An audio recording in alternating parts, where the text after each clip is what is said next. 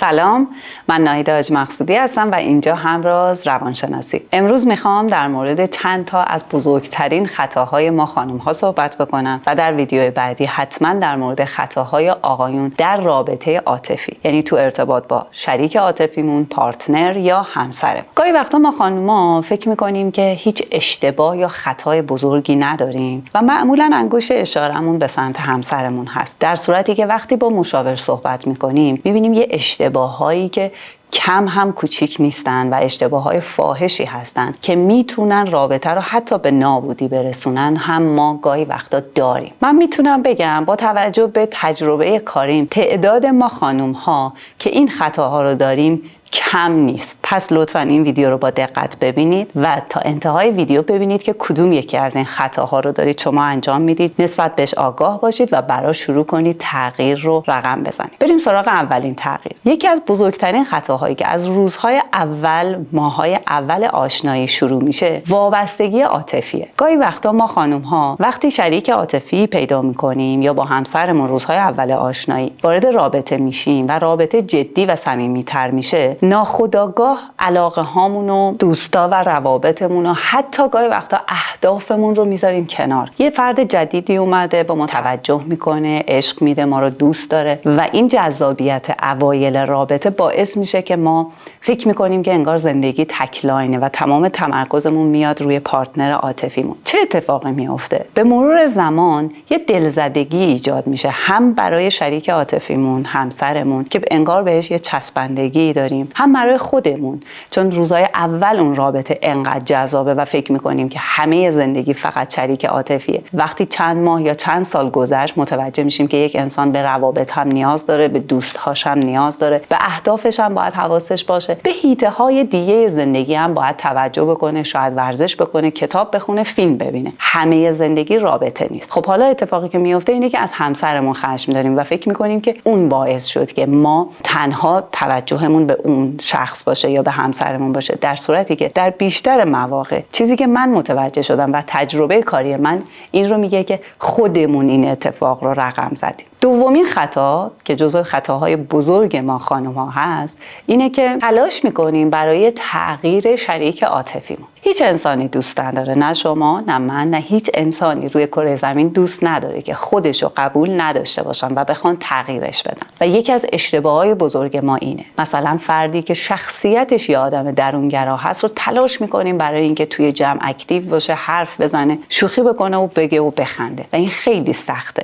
اتفاقی که میفته اینه که به مرور زمان دلخور میشیم از همدیگه، سردی عاطفی پیش میاد، خشم تو رابطه وجود داره و واقعیت این هستش که ما نمیتونیم این کار رو انجام بدیم. من یه ویدیو اختصاصی هم راجع به این موضوع دارم و اونجا میگم که فقط یک شرط داره تغییر دادن شریک عاطفیمون. حتما اگه شما این خطا رو دارید اون ویدیو رو از پلیلیست پیدا بکنید و ببینیدش. اشتباه بعدی اینه که خواسته هامون رو، درخواست هامون رو واضح و شفاف نمیگیم و یه چیزی که ما در روانشناسی بهش میگیم ذهن خوانی، به اون اعتقاد داریم. یعنی میگیم که چطور خودش متوجه نمیشه، مثلا من مهمون دارم، متوجه نمیشه که ما مهمون داریم و کار داریم، چرا نمیاد بگه کاری داری یا نه؟ و این قدرت ذهن خوانی رو واقعا نباید از آدما توقع داشت. شاید خانوم ها، اونم به خاطر توجه به جزئیاتی که دارن، شاید دوست همجنس شما یا خواهرتون گاهی این قدرت ذهن خوانی رو داشته، یه به اصطلاح تلپاتی پیش اومده و شما فکر کنید که همه آدما این توان رو دارن. اولا که در مورد آقایون واقعا این وجود نداره، چون خیلی کلی نگر هستن، خیلی توجه به جزئیات و محیط ندارن و این اتفاق خیلی خیلی کم میفته و به طور کلی ذهن خوانی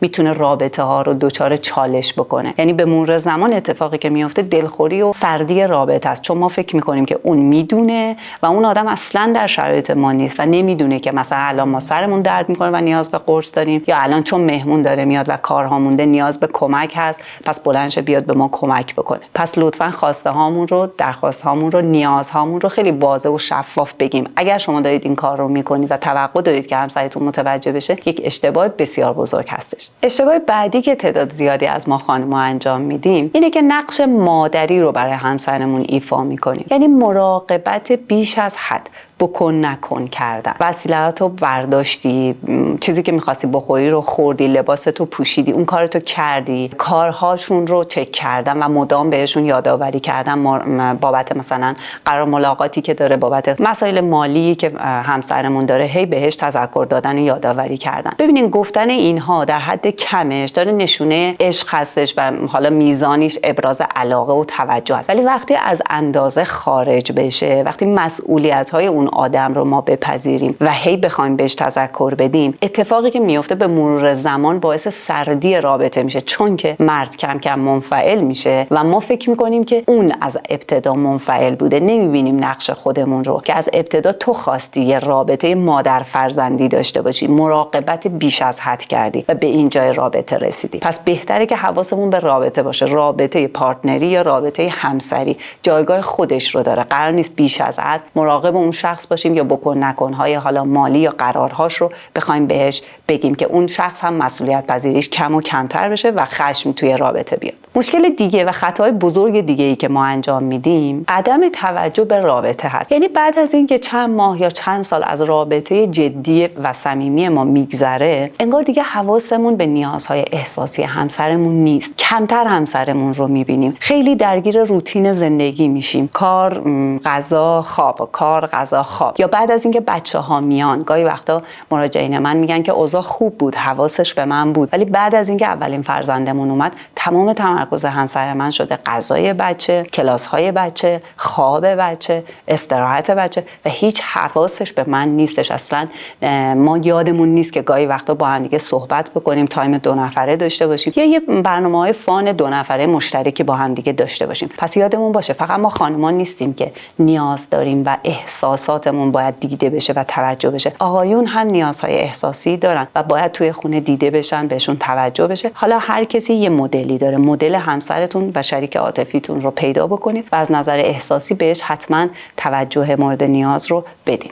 یه اشتباه دیگه ای که ما خانم ها انجام میدیم و کم هم این کار رو نمی کنیم، پرخاشگری منفعله. یعنی مستقیما حرف نمیزنیم ولی پرخاشگری منفی و نرمی داریم. مثلا متلک میگیم، مقایسه میکنیم، گوشه و کنایه میایم، سکوت طولانی، قهر میکنیم و اینها یعنی من خشم دارم، یعنی از تو عصبانیم، دلخورم، ناراحتم و حتما پشتش تلاشی برای رابطه بوده. حالا یا ما بلد نبودیم چه جوری گفتگو بکنیم که بتونیم احساساتمون رو، نظرمون رو، خواستمون رو انتقال بدیم، یا همسرمون با ما همکاری نکرده و الان اومدیم داریم پرخاشگری منفعل میکنیم. یه مثال میزنم تا پرخاشگری منفعل رو بهتر متوجه بشیم.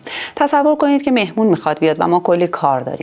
میتونیم خیلی مستقیم به همسرمون بگیم که کارا زیاده، شما ظرفا رو بشور تا من بقیه کارها رو انجام میدم. میتونیم هم این جمله رو بگیم، خب شما که الحمدلله هیچ مسئولیتی هم تو این خونه نداری، راحت تلویزیونت هم داری میبینی، چقدر خوب، خوش به حالت. یعنی اینکه خشم دارم از اینکه بلند نمیشه همکاری کنی. خب مگه درخواستت رو گفتی؟ یا اگر گفتی بلد بودی چجوری باید درخواست رو بگی که همکاری صورت بگیره یا نه؟ نتیجه این نمیگیریم. به مرور زمان اتفاقی که میفته اینه که خشم تو رابطه بیشتر میشه و حتما سردی اگر وجود داره بیشتر و بیشتر خواهد شد، چون ما داریم غیر مستقیم با متلک حرفمون رو انتقال میدیم و قرار نیست که ایشون هم با ما همکاری بکنه. اشتباه دیگه ای که ما خانم‌ها داریم و اینجا هم تعدادمون کم نیستن، اینه که اضطراب زیادی داریم، نگرانی‌ها، ترس‌ها و مشکلات یا آسیب‌های زیادی داریم و با توجه به اونها داریم تو رابطه خطا ایجاد می‌کنیم، داریم سردی رابطه ایجاد می‌کنیم و اصلا خودمون نمی‌دونیم این نگرانی‌ها از چی میاد. شاید نگرانی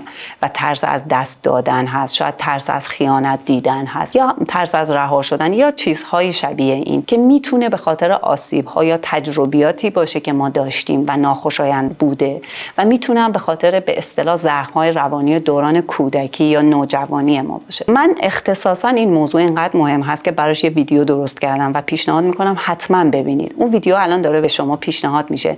من اونجا کاملا در مورد انواع ترس‌ها و نگرانی‌ها که اصلا به امروز و روابط ما ربط نداره و داره از گذشته و آسیب‌های ما میاد و میتونه رابطه رو خراب بکنه گفتم. پیشنهاد میکنم حتما این ویدیو رو ببینید.